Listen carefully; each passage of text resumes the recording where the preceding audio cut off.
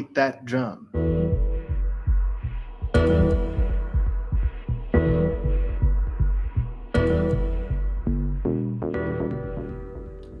The ego. What is the ego? We've heard this term over and over again. Do we need to get rid of the ego? What function really does the ego serve? That's what we're talking about. The ego is the boundary that exists between you and other, between your inner and the outer, and it mediates our experiences through our sense of self. Most people think of the ego as our arrogance, our greed, or our self-absorbed tendencies. But ego is so much more than that. The ego, again, is the boundary between what is you and what is everything else. It's the container that allows the perception of who you are to exist the way that you do.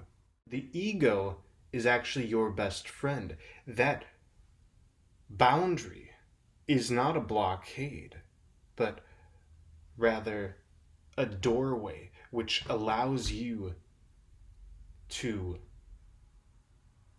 perceive and relate to anything that you so wish to with your individuated sense of self.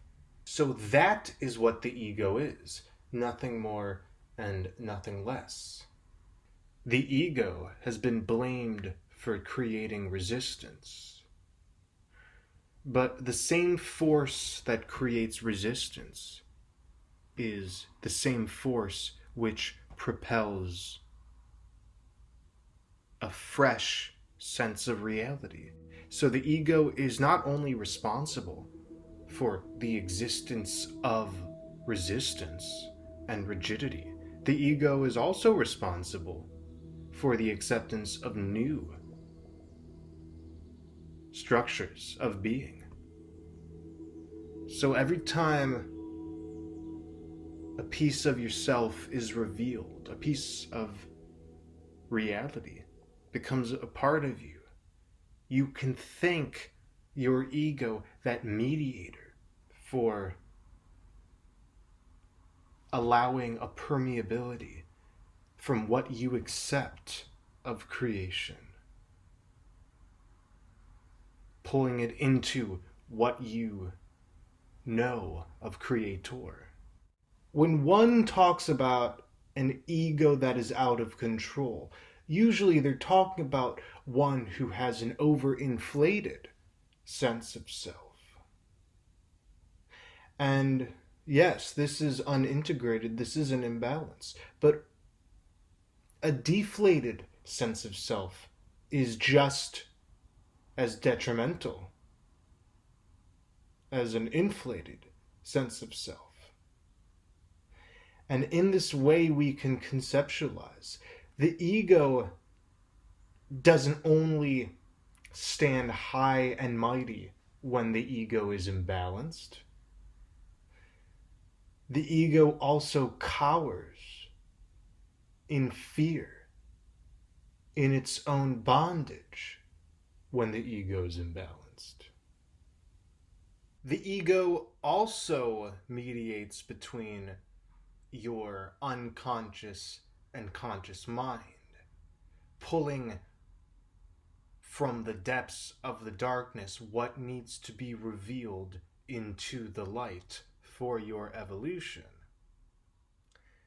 It's quite the paradox that one can tell themselves to get rid of their ego, and yet to think one can get rid of their ego is an egotistical perspective in and of itself.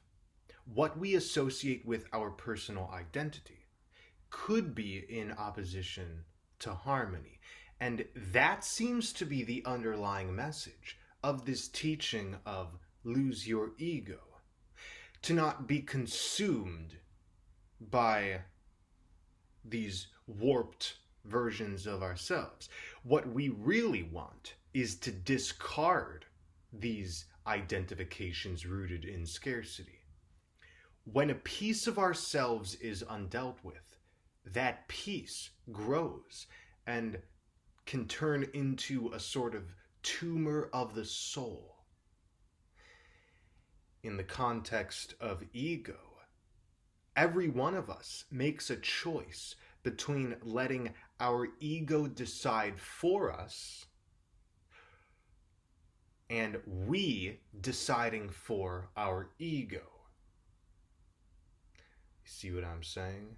What we're talking about is the difference between self-awareness and self-denial. The ego, a best friend of the self, will turn against its owner the same way a dog will make grand displays of barking and troublemaking when it hasn't been fed. So we need to alter our egos, not create an alter ego. The word alter refers to a change, to alter something, to make structural changes. Altar also refers to a spiritual altar, like in a church, upon which offerings are made. It's okay to know who you are and to raise that flag. That action, by the way, doesn't automatically lead to hierarchy. When I say I am God, I don't mean I am the supreme and almighty, above everything else that is. Rather, I mean I am what I say I am, and therefore such magic lies in interpretation. You can create an I am, without manifesting a you're not. Your ego, we could say, is an ever-changing identity you create within yourself. Therefore, it is important to attend to it and move the ego in the direction that benefits you. You see how that works? As much as we may want to get rid of the I, of the me, that would only make sense if a part of you feels detrimental. And that intention to get rid of me is only possible when you are an I. You see everything with your eyes, and a collective is made up of many eyes. You need to perceive to see, and you see what you perceive. There's no beginning or end to it. So many egos need to be fed and harmonized with if a party is to pop off, right? To summarize this message, ego has been falsely understood to be the dysfunctional part of one's self, dysfunctional patterns and attachments of one's psyche. But the same way any dysfunction allows for new vision, more clarity to be unveiled, any ailment of self begs to be healed. To reject our ego would be to reject healing, would be to reject humanity, to reject ourselves, to reject opportunity. You can't keep your eyes closed to any part of the puzzle and think you'll find completion.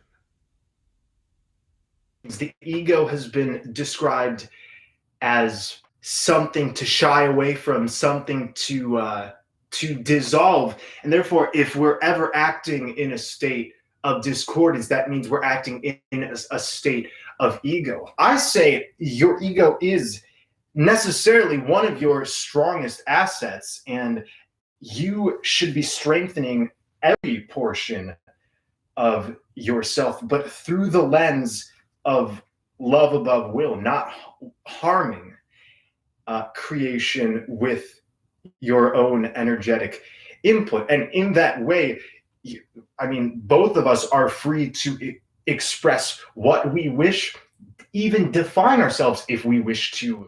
And this doesn't mean we're going to shackle ourselves to some perverted idea of who we are. And that's why I'm into the word persona. And this was Jung's term too, that it's the persona that we should be removing in order to let the ego actually come forth without any falsity.